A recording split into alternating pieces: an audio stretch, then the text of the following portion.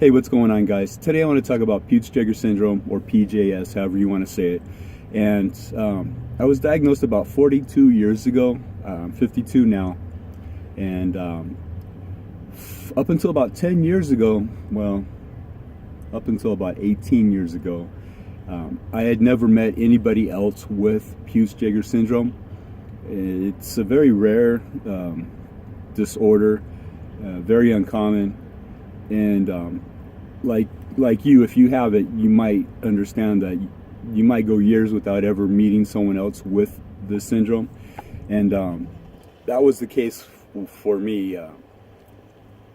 My kids also have it. They're 18 and 20.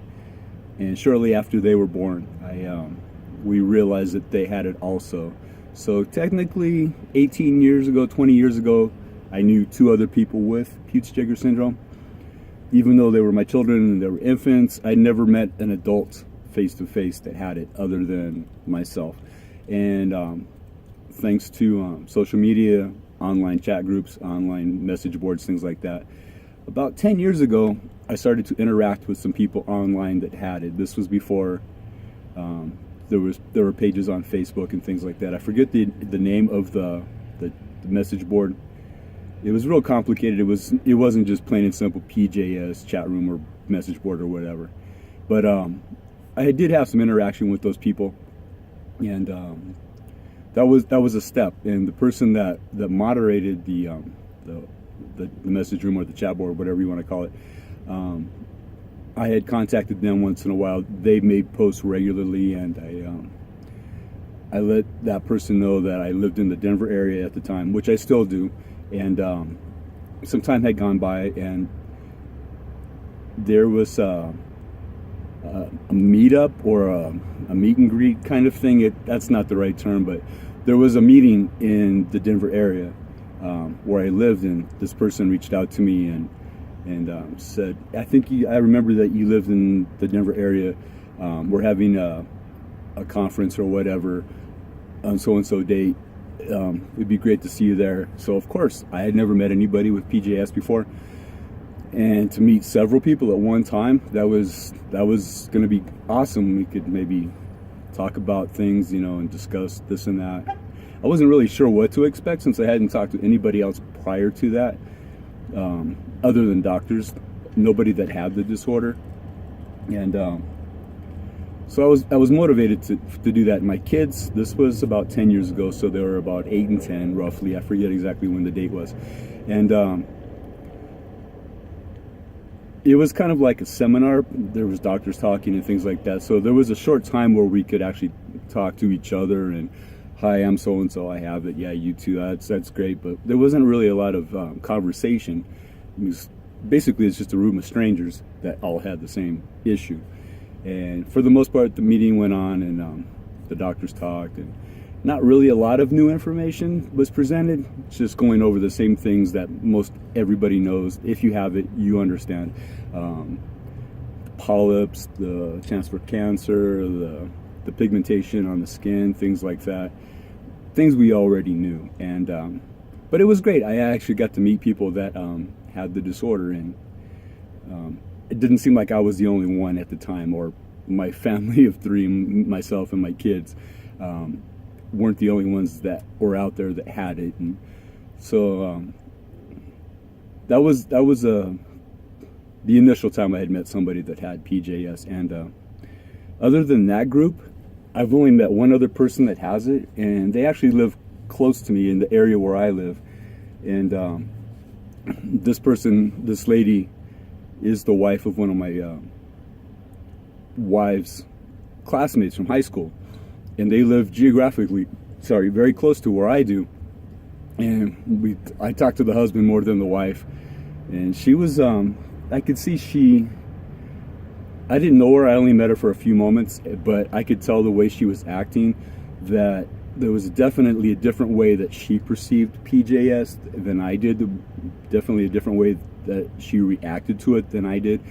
And as time has gone by, and I see people on like Facebook, PJS pages and things like that, I've definitely discovered that there's two different types of people that have PJS. the ones that are proactive and try to tackle this disorder, and the ones that are passive and kind of just deal with it. It's not really curable. I'll just deal with it. And I never thought of that before. I didn't know that was a thing. I kind of got a taste of that when I was at the seminar with these people a few years ago. Some people were really motivated to talk to doctors and this and that, and I am definitely the passive person that has PJS, as are my kids, because I've been relaxed about it. I've not let it consume my life, and so they are pretty much the same as I am, the way we deal with it. And but I did notice that there was definitely two different camps of people that and how they approach this disorder, and that kind of surprised me. And I see people, like I said, on Facebook all the time that are always looking for the next clinic that has the answers, the next doctor, the next specialist, the new treatment, the new whatever, the next thing that could possibly take care of this disorder. And I don't know why, but I've never been like that. I don't know. I don't think it's a good thing or a bad thing. It's just how I deal with it. And if you have PJS and you're watching this video, please let me know what camp you fall into, or if there's another one in between where I'm not really aware of. But sometimes I see people on Facebook that are just consumed by this disorder, as was with this lady that I met through my wife's former classmate. She was consumed with it. She was stressed. She was freaking out, more or less. She was concerned about her family and this and that and getting treatment. And it kind of took me by surprise, because I didn't realize there was such a divide in the people of the community that has this disorder. And that's basically what I wanted to talk about today. And if you have it, like I said, please let me know what camp you fall into, proactively trying to eradicate this disorder or peacefully living with it. I'm not totally passive. I go to see my doctor when the need arises. I've had 4 bowel resections. Over 10 feet of intestine has been removed over time. My last operation was 2006, so it's been 13 years. And since then, there's been no problems whatsoever. So for me, it's very much out of sight, out of mind. Definitely. My daughter has it. She's had one instance where she had to be hospitalized, and all they did was a polypectomy. My son, on the other hand, has issues all the time that we thought were related to PJS. He has hospitalizations all the time, but the doctors can never pin it down to PJS. There's no blockage. He's had upper and lower GIs, had scopes, polypectomies. So the passageway through the intestines is clear, but he still has these problems.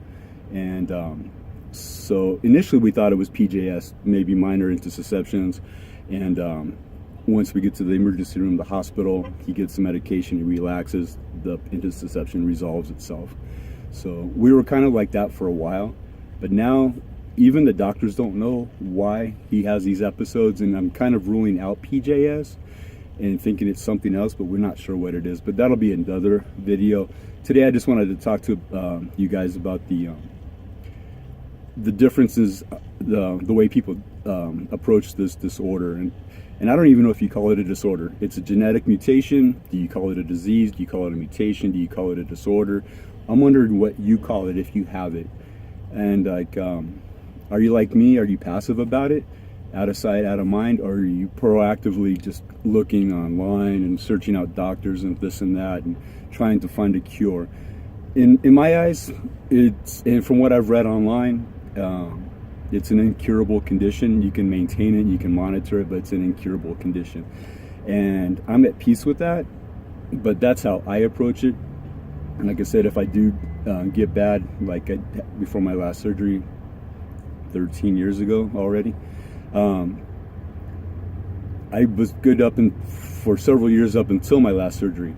So I go several years without a problem, then it just attacks me, intussusceptions, things like that. And then I take care of it, have colonoscopies after a while. But even that, I'm passive about. I think I did 2 colonoscopies. after my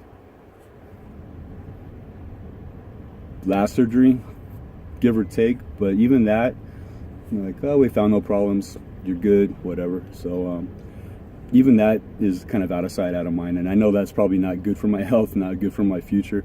But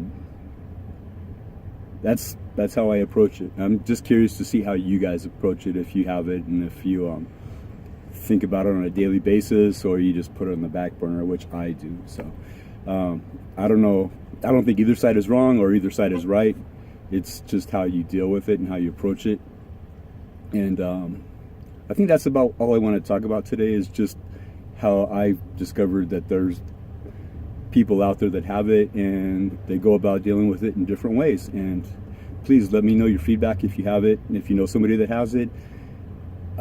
Like I said, I have a family of 4, and 3 of us out of 4 have it, so I'm exposed to it all the time.